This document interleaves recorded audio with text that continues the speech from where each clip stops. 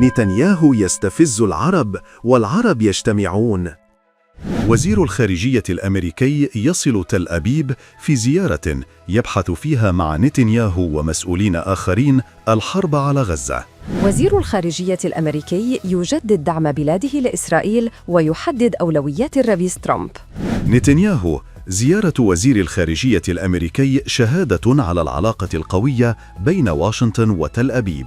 نتنياهو: التحالف بين إسرائيل والولايات المتحدة الآن أقوى من أي وقت مضى. نتنياهو: روبيو الصديق الاستثنائي لإسرائيل. نتنياهو يصطحب وزير الخارجية الأمريكي في زيارة إلى حائط البراق بالقدس.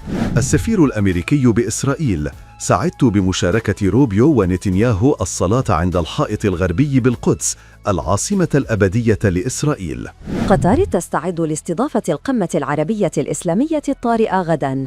وزراء خارجية الدول العربية والإسلامية يبدأون اجتماعاً مغلقاً في الدوحة. رئيس وزراء قطر يعلن مواصلة الوساطة مع مصر وأمريكا لإنهاء حرب غزة. نزوح جماعي من شمال غزة نحو الجنوب وسط تصاعد القصف. وزير الدفاع الإسرائيلي يسرائيل كاتس: ضربات الجيش أجبرت سكان غزة على النزوح نحو جنوب القطاع. جيش الاحتلال يستعد لبدء مرحلة جديدة من عملياته في غزة. الجيش الإسرائيلي يفجر برج الكوثر في مدينة غزة بدعوى وجود بنى تحتية لحركة حماس داخله أو بجواره. القناة 12 الإسرائيلية: إدانة شاب حريدي بالتواصل مع عميل أجنبي بعد تكليفه بمهام من جهات إيرانية. هيئة البث الإسرائيلية: مروحية عسكرية رصدت مقاتلي حماس في هجوم 7 أكتوبر لكنها لم تستهدفهم. سموتريتش: يقتطع المزيد من الأموال الفلسطينية بذريعة فاتورة الكهرباء في خطة لدفع السلطة الفلسطينية إلى الانهيار الاقتصادي. المتحدث باسم حركة فتح: القاهرة أمينة علينا وستحمينا، وعلى حماس تسليم ملف التفاوض لمصر. وزارة الدفاع الروسية: استهدفنا مراكز تدريب مشغلي المسيرات الأوكرانية في 142 منطقة.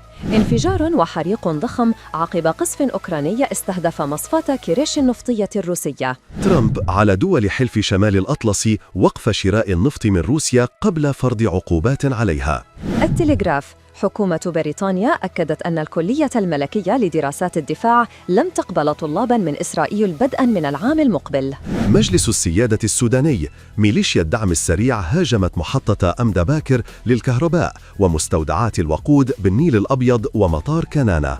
ميليشيا الدعم السريع استهدفت منشآت مدنية وبنية تحتية بعدد من المسيرات الانتحارية. مجلس الأمن القومي الإيراني يعلن: سنعلق الاتفاق مع الوكالة الدولية في حال اتخاذ أي إجراء عدواني ضد منشآت نووية، بما في ذلك تفعيل آلية الزناد.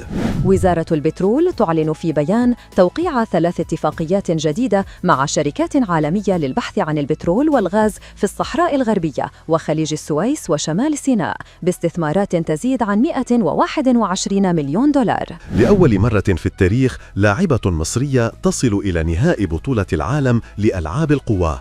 اشترك في قناتنا ليصلك كل جديد. شبكة نيوز الإخبارية، نحن أفضل تلخيصاً للخبر.